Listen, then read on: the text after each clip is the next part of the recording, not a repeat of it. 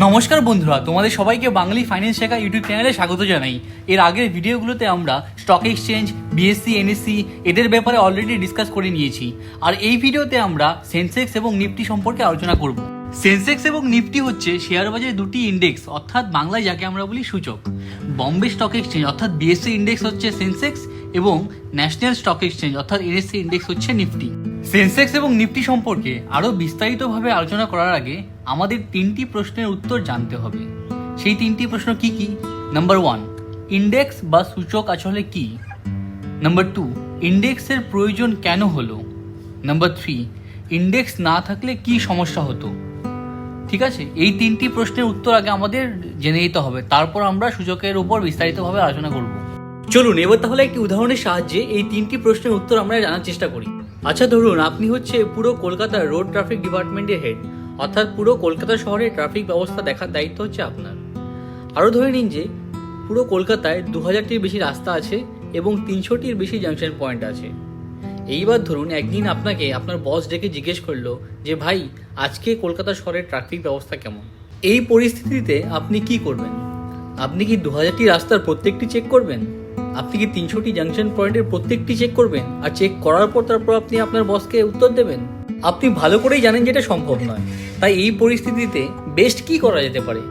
সব থেকে বেস্ট এটাই করা যেতে পারে যে শহরের যে মেইন রাস্তাগুলো আছে এবং মেইন জাংশন পয়েন্টগুলো আছে, সেই জাংশন পয়েন্ট এবং রাস্তার ট্রাফিক চেক করে সেখানে ট্রাফিক ব্যবস্থা কেমন আছে তার উপর ভিত্তি করে আপনি আপনার বসকে বলতে পারেন যে শহরের ট্রাফিক অবস্থা ভালো আছে বা খারাপ আছে কিনা। সেটা যদি মেইন রাস্তা এবং জাংশন পয়েন্টগুলো ট্রাফিক ঠিক থাকে তাহলে আপনি আপনার বসকে বলবেন যে ট্রাফিক ঠিক আছে।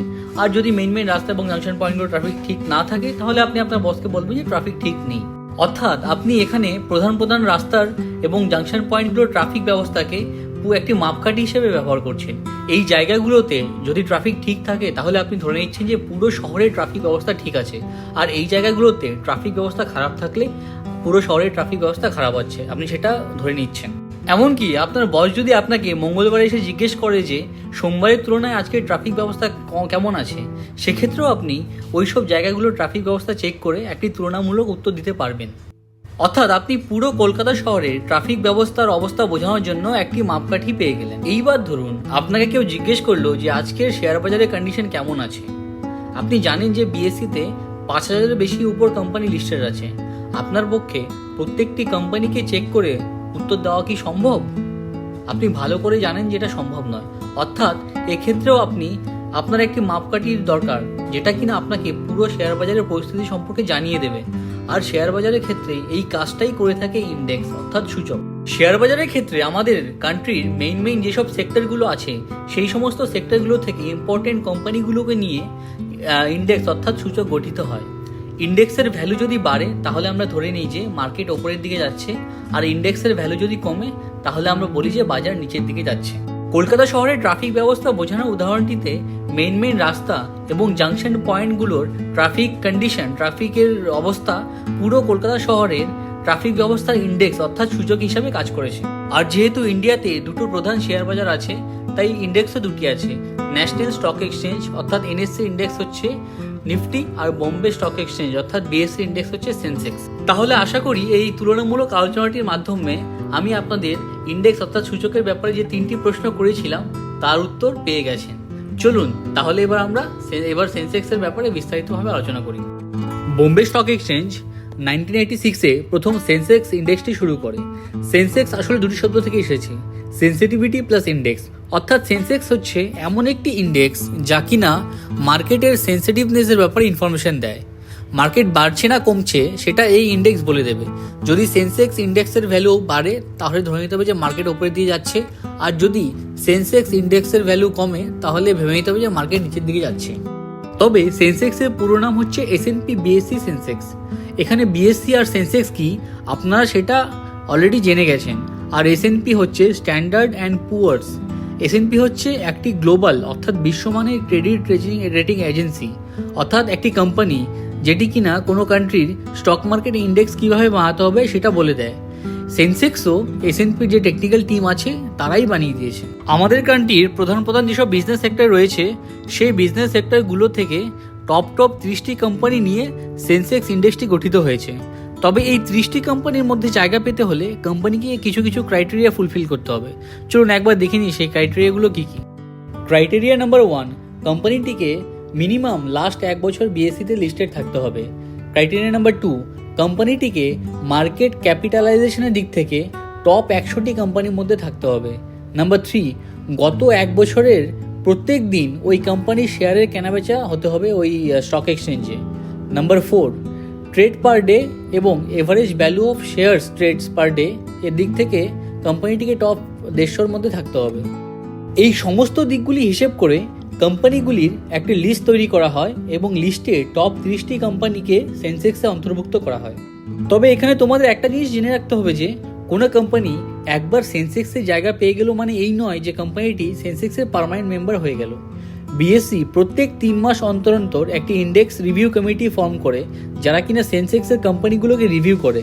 রিভিউ করার পর এমন হতে পারে যে কোনো একটি কোম্পানি একটি ফাইন্যান্সিয়াল কোয়ার্টারে সেন্সেক্সে আছে, কিন্তু রিভিউর পর তারপরে ফাইন্যান্সিয়াল কোয়ার্টারে সেন্সেক্স থেকে বেরিয়ে গেল। কেননা কিছুক্ষণ আগে আমি তোমাদের 4টে ক্রাইটেরিয়া কথা বলেছি, সেখানে একটি ক্রাইটেরিয়া ছিল মার্কেট ক্যাপিটালাইজেশন। একটি কোম্পানি যতগুলো শেয়ার বাজারে লিস্টেড আছে সেই শেয়ারের সংখ্যাকে যদি কোম্পানির একটি শেয়ারের দাম দিয়ে গুণ করা হয় তাহলে যেটা আমরা পাবো সেটাই হচ্ছে মার্কেট ক্যাপিটালাইজেশন। মার্কেট ক্যাপিটালাইজেশন যেহেতু একটি কোম্পানির শেয়ারের দামের উপর নির্ভর করে, তাই এমনও হতে পারে যে কোম্পানির শেয়ারের দাম কোনো একটা সময় এতটাই কমে গেল যে মার্কেট ক্যাপিটালাইজেশন কমে গিয়ে সেটি টপ 30টি কোম্পানি থেকে বেরিয়ে গেল। সেক্ষেত্রে কোম্পানিটি সেন্সেক্স থেকেও কিন্তু বেরিয়ে যাবে। তাহলে আমরা সেন্সেক্স কীভাবে গঠিত হয় সেটা একবার দেখে নিলাম। তাহলে এবার চলুন আমরা দেখে নিই যে সেন্সেক্স ক্যালকুলেশনের ফর্মুলাটা কি।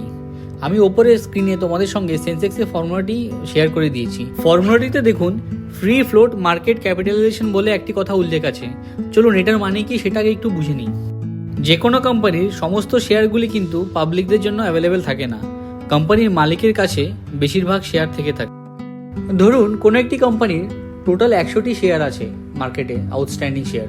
তাদের মধ্যে 70টি শেয়ারই কোম্পানি মালিকের কাছে আছে, অর্থাৎ পাবলিকের জন্য 30টি শেয়ার অ্যাভেলেবেল আছে। আর ধরেই নিন যে প্রত্যেকটি শেয়ারের দাম হচ্ছে 100 টাকা, তাহলে কোম্পানিটির ফ্রি ফ্লোট মার্কেট ক্যাপিটালাইজেশন হবে 30 × 100 অর্থাৎ 3000 টাকা। এইভাবে সেন্সেক্সের 30টি কোম্পানির প্রত্যেকটির ফ্রি ফ্লোট মার্কেট ক্যাপিটালাইজেশন বের করে ক্যালকুলেট করে যোগ করে দিলে আমরা total free float market capitalisation পেয়ে যাব, আর এটিকে ফর্মুলাতে বসাতে হবে। তবে এখানে মনে রাখবে যে ফ্রি ফ্লোট মার্কেট ক্যাপিটালাইজেশন এটি কিন্তু ফিক্স নয়, এটি যে চেঞ্জ হয়ে থাকে। কেন কি 30টি কোম্পানির শেয়ারের প্রাইস ওঠানামা করতে থাকে, অ্যাকর্ডিংলি ফ্রি ফ্লোট মার্কেট ক্যাপিটালাইজেশনও চেঞ্জ হয়ে থাকে। তাই এখানে যে সেন্সেক্সের ভ্যালু মানে ফর্মুলা থেকে যেটা আমরা ক্যালকুলেট করবো সেই সেন্সেক্সের ভ্যালুও চেঞ্জ হয়ে থাকে। সেন্সেক্স ক্যালকুলেশনের জন্য 1979 to 80 ওই ইয়ারটিকে বেস ইয়ার ধরা হয়, আর ওই ইয়ারে ইন্ডেক্সের ভ্যালুটিকে ধরা হয় বেস ইন্ডেক্স ভ্যালু, এটিকে 100 ধরা হয়। আর বিএসসির অনুসারে বেস মার্কেট ক্যাপিটালাইজেশন হচ্ছে ₹2501.24 কোটি। তাহলে এবার ফাইনালি ফর্মুলাটি দাঁড়ালো কি সেটা আপনি স্ক্রিনে একবার দেখে নিন। প্রথমে ভেবেছিলাম যে সেন্সেক্স এবং নিফটিকে একটি ভিডিওতেই কভার করব, বাট পরে ভাবলাম যে এটা করলে ভিডিওটি খুব লং হয়ে যাবে এবং বোরিং হয়ে যাবে। তাই সেন্সেক্স এবং নিফটি এই দুটো টপিক পার্ট 1 এবং পার্ট 2 করে আমি ডিভাইড করে দিচ্ছি। এই ভিডিওটি হলো পার্ট 1 এবং পরের ভিডিওটি হলো পার্ট 2। আর পার্ট 1টিকে আমি এখানেই শেষ করছি, আর পরের ভিডিও অর্থাৎ পার্ট 2তে নিফটির ব্যাপারে বিস্তারিতভাবে আলোচনা করব, যেমন নিফটি কীভাবে গঠিত হয় এবং এর ফর্মুলা কী, সেন্সেক্স এবং নিফটির সাব ইন্ডেক্স আরও কী কী আছে ওই সব। আর সবশেষে সেন্সেক্স এবং নিফটির একটি ক্যালকুলেশন করে দেখাবো। এই ভিডিওটিকে এখানেই শেষ করছি। ভিডিওটি যদি আপনাদের ভালো লাগে থাকে তাহলে প্লিজ লাইক করবেন, কমেন্ট করবেন এবং চ্যানেলটিকে সাবস্ক্রাইব করে দেবেন। পরের ভিডিওতে খুব তাড়াতাড়ি আবার দেখা হচ্ছে। সবাই খুব ভালো থাকবেন, সুস্থ থাকবেন, and thank you for watching the video.